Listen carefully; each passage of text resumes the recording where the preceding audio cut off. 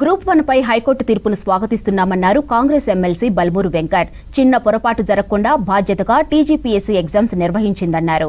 10 ఏళ్లలో BRS group 1 exam నిర్వహించలేదన్నారు. తమ ప్రభుత్వం ఎగ్జామ్ నిర్వహిస్తే కేటీఆర్ అడ్డుకునే ప్రయత్నం చేశారని ఆరోపించారు. ఇక విద్యార్థులను రెచ్చగొట్టే ప్రయత్నం చేశారని ఫైర్ అయ్యారు. గ్రూప్స్ పై అవగాహన లేకుండా బీఆర్ఎస్ నేతలు మాట్లాడుతున్నారని విమర్శించారు ఎమ్మెల్సీ బల్మూరి.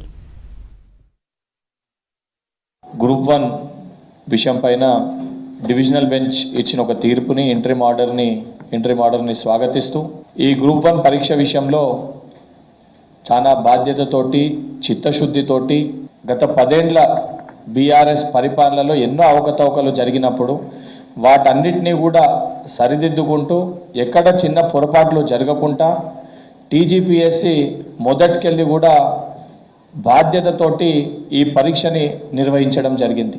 ఈ పరీక్షని నిర్వహించే రోజుకెళ్ళి మొదటి రోజుకెళ్ళి కూడా 10 ఏండ్ల బీఆర్ఎస్ పరిపాలన సమయంలో ఎగ్జామ్ని మేము పెట్టలేకపోయినాము. కాంగ్రెస్ ప్రభుత్వం అధికారంలో వచ్చినాక ఎగ్జామ్ని వీళ్ళు కండక్ట్ చేస్తే కాంగ్రెస్ పార్టీకి ఎక్కడ పేరు వస్తుంది, కాంగ్రెస్ ప్రభుత్వానికి పేరు వస్తుంది అని ఒక ఉద్దేశంతో మొదటి రోజుకెళ్ళి కూడా ఈ పరీక్షని ఆపే ఒక ప్రయత్నము కల్వకుంట్ల తారక రామారావు బీఆర్ఎస్ పార్టీ మొదటికెళ్ళి కూడా చేయడం జరుగుతుంది.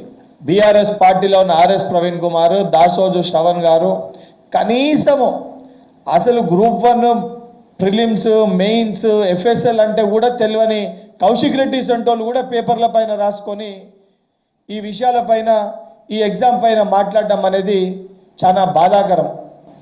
ఎందుకంటే 10 ఏండ్లకి వెళ్ళి గ్రూప్ 1 పరీక్ష బీఆర్ఎస్ పార్టీ ఆయన నిర్వహించలేకపోయినరు. సరే, నిర్వహించినది కూడా అడ్డగోలుగా టీజీపీఎస్సీ పరిధిలో పేపర్లు అమ్ముకుంటారని చెప్పి ఆ రోజు మీ హయాంలో, ఆ రోజు మీ ప్రభుత్వ హయాంలోనే ఆధారాలతో సహా బయటపడ్డది. బయటపడ్డప్పుడు స్వయాన కల్వకుంట్ల తారక రామారావు పిఏ పైన ఆ రోజు ఆరోపణలు వచ్చినాయి. తిరుపతి వీటెనక ఉన్నాడు అని చెప్పి ఆ రోజు చాలా క్లియర్ కట్గా ఆరోపణలు వచ్చినాయి. దాని తర్వాత రెండోసారి నిర్వహించే ప్రయత్నం చేసినప్పుడు కూడా ఇంపర్సనేషన్ జరిగి బయోమెట్రిక్ పెట్టకపోతే దాన్ని కూడా సింగిల్ బెంచ్, డివిజనల్ బెంచ్ కొట్టేసి మీరు మళ్ళీ అవకతవకలు జరిగినాయి అని చెప్పి చాలా క్లియర్గా ఆ రోజు న్యాయస్థానము వాళ్ళు నిర్వహించిన పరీక్షని దాన్ని అయితే నిలిపివేసి దాన్ని రీకండక్ట్ చేయాలని చెప్పి ఆ రోజు తీర్పు ఇవ్వడం జరిగింది. అసలు ఏ పొరపాట్లు జరగకుండా తెలంగాణ పిల్లలకి ఈరోజు గ్రూప్ 1 ఉద్యోగాలు వస్తే అంటే ఎందుకు మీరు జీర్ణించుకోలేకపోతున్నారు?